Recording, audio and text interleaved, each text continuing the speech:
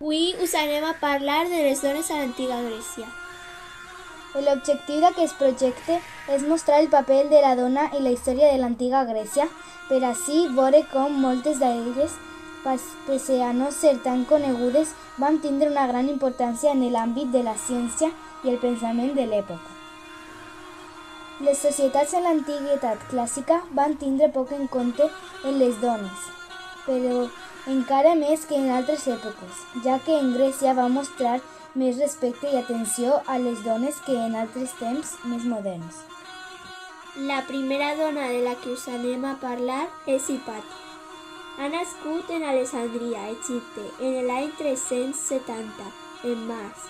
Ha mort en l'any 415, quan tenia 45 anys, també en Alessandria. El seu pare era Teo d'Alessandria. La seva activitat fou astronomia, matemàtiques, mecànica i filosofia. Vivia en el període hel·lenístic i imperi romà. El seu moviment és neoplatonisme. Va ser la primera dona matemàtica i molt influent per als filòsofs de l'època. La segona dona de la que us anem a parlar és Aspàsia de Milet. Era filla d'Axioco. Va ser una dona famosa per haver estat unida al polític ateniense Pèricles. Era mestra de retòrica i logògrafa, que eren els historiadors i cronistes grecs. Va tindre una gran influència en la vida cultural i política. Va tindre un fill amb Lísicles.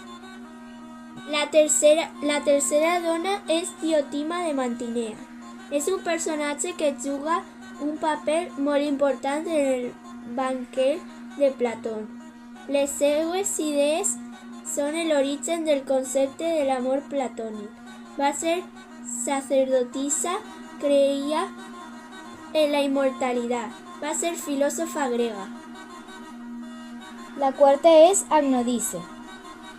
Va ser una dona de l'antiga Grècia, ateniense, mèdica, partera i ginecòloga, considerada la primera dona ginecòloga.